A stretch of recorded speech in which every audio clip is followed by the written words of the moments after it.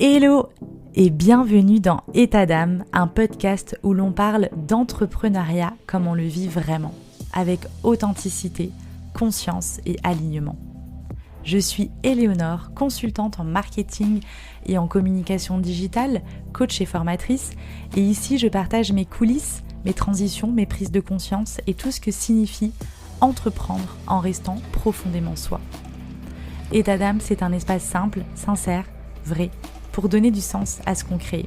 On y explore un entrepreneuriat plus humain, alignement, intuition, équilibre, éthique et la vraie vie derrière nos business. Parfois en solo, parfois avec des femmes inspirantes, je t'emmène au cœur d'un entrepreneuriat aligné où l'on avance avec plus de vérité, plus de conscience et de douceur.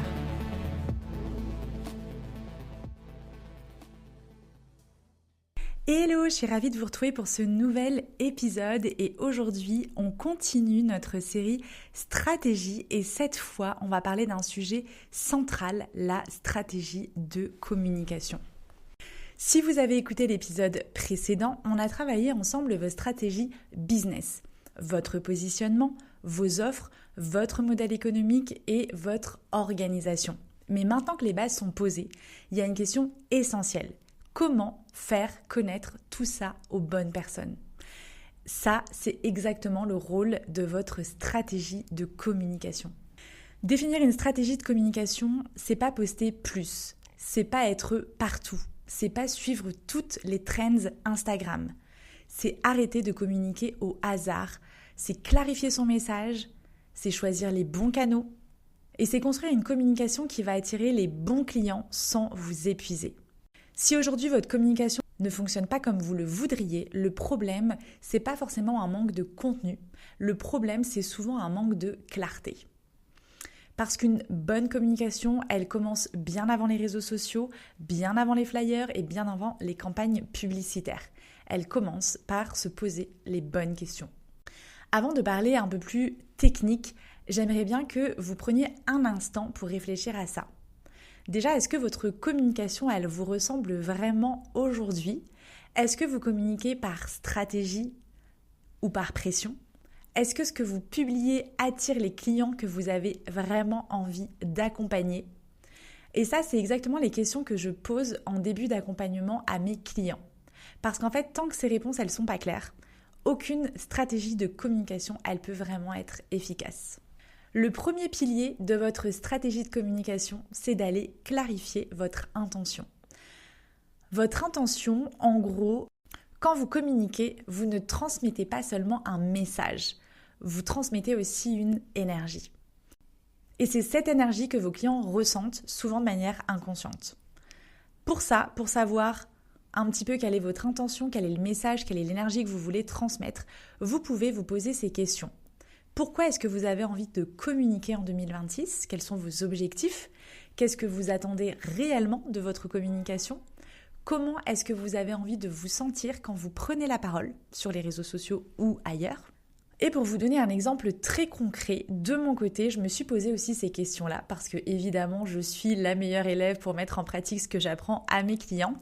Et je me suis rendu compte que je communique pour attirer des clients qui sont alignés avec mes valeurs, que mon goal, c'est aussi de devenir une référence en marketing humain et en communication alignée et que j'ai envie d'apporter de la valeur réelle, utile et surtout actionnable facilement pour les personnes qui m'écoutent ou qui me suivent sur les réseaux sociaux. Cette intention, elle va guider toutes mes prises de parole. Par exemple, en faisant cet épisode de podcast, je me suis posé la question de qu'est-ce qui pourrait servir à mes clients, à mon audience, qu'est-ce qui pourrait apporter un maximum de valeur aux personnes qui me suivent. Et c'est comme ça que l'idée de cet épisode est venue. Du coup, je vous invite vraiment à mettre pause, à prendre un carnet, à écrire vos réponses parce que ça, c'est une étape fondamentale. Le deuxième pilier, c'est d'aller définir clairement vos cibles et oser aussi en exclure. En fait, il faut vraiment être très clair. Si vous pensez parler à tout le monde, vous ne parlez à personne. Ça, faut vraiment le rentrer dans sa petite tête. C'est une phrase que je répète tout le temps à mes clients, c'est « si vous parlez à tout le monde, vous ne parlez à personne ».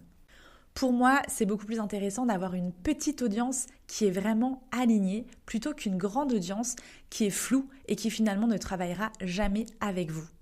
Votre communication, elle a deux rôles. attirer les bonnes personnes et repousser les mauvaises personnes. Pour vous aider à justement clarifier votre cible, à savoir qui vous voulez accompagner et qui vous ne voulez pas accompagner, parce que c'est important aussi d'être au clair avec ça, je vous propose plusieurs questions parce que vous savez maintenant que j'adore les questions. Alors, première question, c'est avec quel type de client j'ai vraiment envie de travailler. Ensuite, quel profil me vide de mon énergie, quelles problématiques j'adore résoudre et quelles valeurs sont non négociables pour moi. Ça rejoint un petit peu le positionnement, mais dans le positionnement, justement, on réfléchit aux cibles qu'on veut accompagner. C'est pour ça qu'on retrouve un peu cette idée de qui j'ai envie d'accompagner, avec qui j'ai envie de travailler, et au contraire, qui sont les personnes qui vont me vider de mon énergie et avec qui je n'ai pas envie de travailler. Parce que c'est ok, on ne peut pas travailler avec tout le monde, et d'ailleurs, tout le monde n'a pas envie de travailler avec nous non plus. Si je vous partage mon exemple, je me suis posé ces questions et pour ma part, j'adore travailler avec des clients qui vont être investis, qui vont être respectueux, qui vont être impliqués dans notre collaboration et surtout qui vont me faire confiance et qui vont me laisser faire mon travail et aller se concentrer justement sur le leur pour justement que chacun se concentre sur là où il a le plus de valeur à apporter aux autres. Ça fait bientôt 6 ans que j'ai mon activité et j'ai pu rencontrer au fur et à mesure de mes années d'expérience différents types de clients. Et par exemple, je sais que je ne veux plus accompagner des profils qui sont ultra contrôlants, qui sont pas réactifs, que je suis obligée de relancer des dizaines de fois ou qui sont pas du tout engagés, c'est-à-dire qui se fichent complètement du travail qu'on met ensemble. Donc c'est faire confiance, mais c'est aussi se soucier de ce qu'on va pouvoir faire ensemble dans notre collaboration. Et ça, du coup, ma communication, elle doit le refléter. Et c'est d'ailleurs ce que j'essaye d'incarner à travers mes différents contenus, de montrer les valeurs qui me tiennent à cœur pour pouvoir justement attirer des clients qui vont partager ces mêmes valeurs. Le troisième pilier, c'est d'aller clarifier votre message.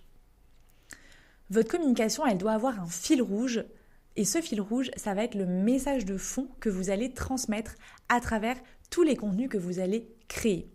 En gros, votre audience, elle doit comprendre en quelques secondes qu'est-ce que vous faites, pour qui vous le faites, et pourquoi est-ce qu'ils doivent vous choisir vous plutôt qu'une autre personne.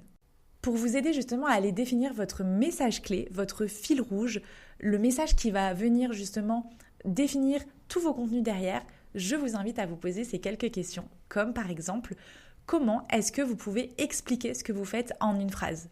On sort il n'y a pas longtemps des repas de famille, donc justement demandez-vous quand votre tante, votre cousin, votre cousine ou votre grand-mère vous demande lors des repas de famille « Mais qu'est-ce que tu fais toi exactement ?»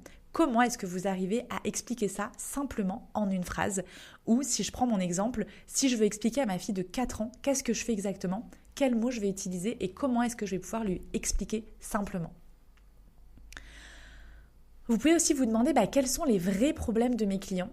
Qu'est-ce que je viens aider à résoudre, à quelles problématiques je réponds, parce que ça c'est aussi une des choses pour lesquelles il faut vraiment être au clair, parce que ça derrière c'est ce qui va nous permettre de parler aux bonnes personnes, justement de parler aux personnes qui rencontrent justement ces problématiques-là.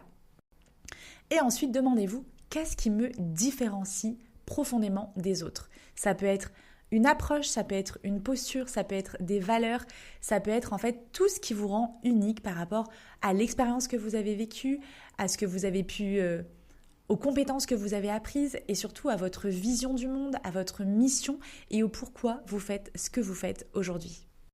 Pour vous donner mon exemple, quand je vais expliquer simplement ce que je fais et comment je me différencie, je vais dire que j'aide les entrepreneurs et les entreprises à développer leur visibilité sur le web grâce à une communication humaine, alignée et stratégique. Parce que c'est vraiment ça mes axes, c'est-à-dire que ma spécialité c'est le digital, donc la communication digitale, et mon approche différenciante c'est que j'aime parler d'un marketing plus humain, d'une communication plus alignée. Je ne suis pas un requin qui va pousser des campagnes publicitaires, etc. Je vais vraiment aider mes clients à mettre en avant leur unicité, leurs valeurs, leur ADN, etc. et à faire ressortir ça dans leur communication. Du coup, quand je crée du contenu, j'essaye toujours d'avoir ce message présent en arrière-plan. Le 4e pilier, c'est d'aller choisir les bons canaux de communication. Vous n'avez pas besoin d'être partout, vous avez besoin d'être au bon endroit. Ça aussi, c'est quelque chose que je répète à mes clients régulièrement, c'est vous n'avez pas besoin d'être partout. Ce qu'il faut, c'est être aux endroits où sont vos clients, là où vous allez pouvoir transmettre votre message et surtout l'endroit où vous êtes à l'aise, c'est-à-dire sur un canal de communication où vous vous sentez à l'aise, où vous aimez aller, où vous allez vous balader, etc.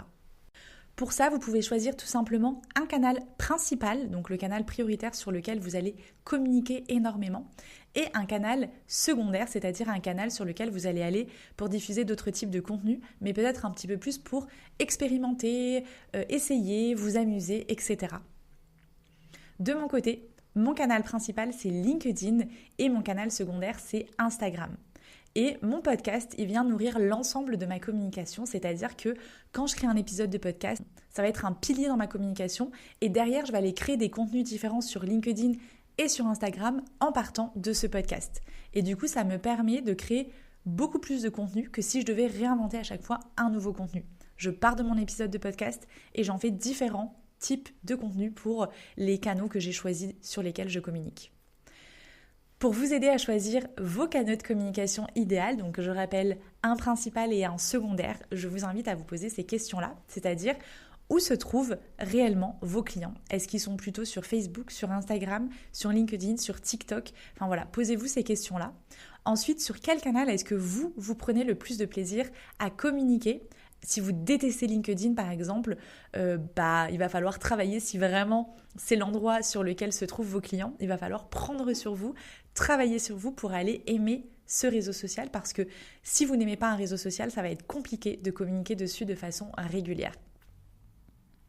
Vous pouvez vous demander aussi où est-ce que vous avez déjà des résultats, même petits, parce que ça montre que c'est un endroit justement où vous allez peut-être pouvoir développer encore plus votre communauté, votre audience et votre visibilité.